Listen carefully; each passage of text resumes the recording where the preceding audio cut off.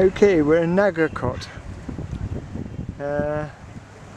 and of course we could be on top of a Swiss mountain in some senses, except for the hideous pollution that is all over the place. If there wasn't the pollution, from here we would be able to see the Himalayas, but not only can't we see them, but at the moment we can't get a room in what is a very nice hotel.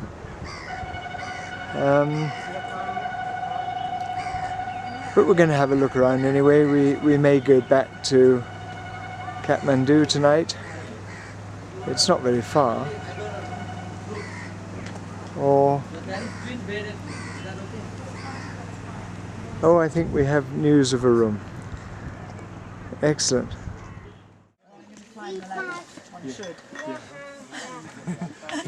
Okay, I'm going to climb the ladder. Are you? Yep. Goodness. Well, got this far. Trish is going to climb the ladder, but I'm going to take this film first because I hope you can see, I don't know how well it's going to come out of course, but in the distance we can see the ridge of the Himalayas. We're not looking in the direction of Everest at the moment. We're hoping it might clear a bit more whilst we're up here. It's a very good view from up here. Yeah. Are you coming down? Want to come down? Are you going to the top? I'm not sure, I probably am. You can see a good view from here. Yeah.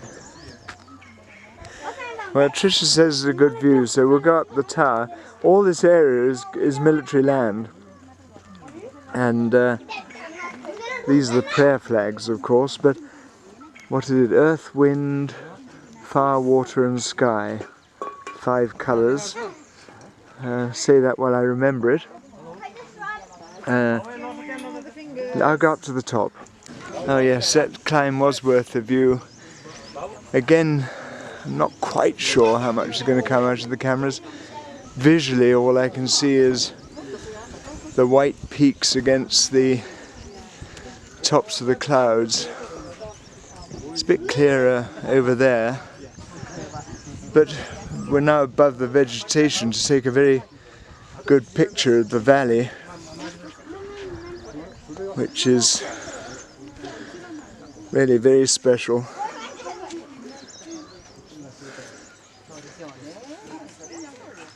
Unfortunately, still very polluted. It's not worth, I don't think, showing you anything the other way. With the sun reflecting off the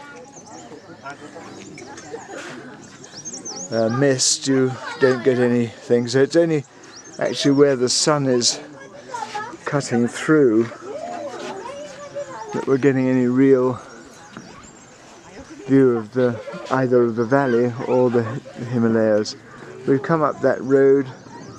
Nagarkot is over there, and really interesting to note that Nagarkot is at the end of the road, so all this territory, if you live in it, the only way in is walking.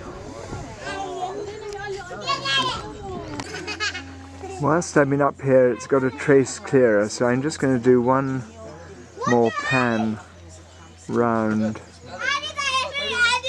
Right over there, there's a very high couple of peaks, but then there's a lower peak with a very sharp glacier.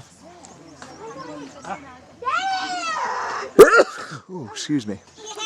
And then that's a lower peak, but coming across much better.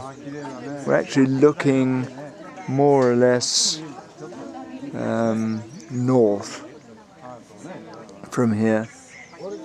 Everest is northeast and Annapurna is northwest, so we're looking between the two.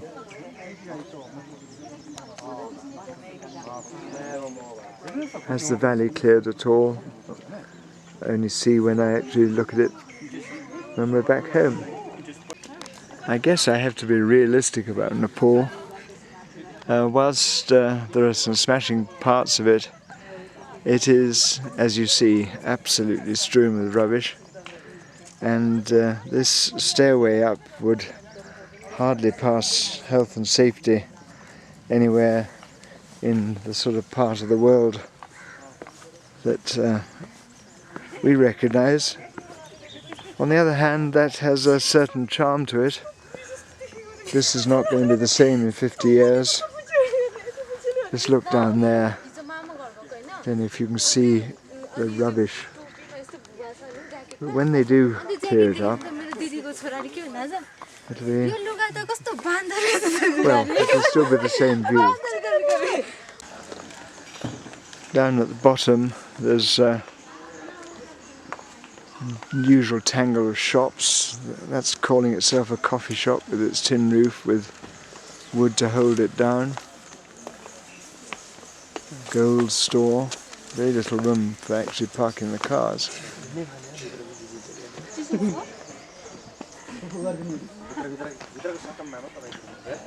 Bricks missing out of the steps.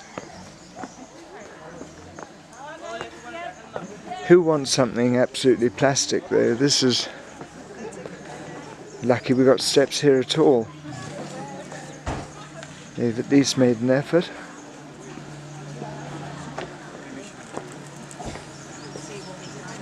You always show the view parts.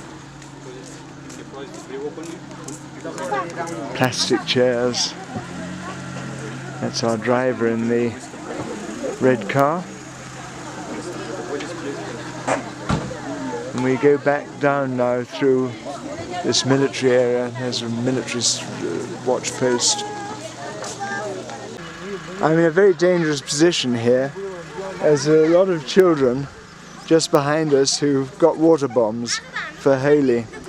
But I've surrendered to them, so I hope that I'm going to be able to take a film here just to looking back at Nagarkot, and that is our hotel up on the hill there. And we're seeing all the terracing for the rice fields.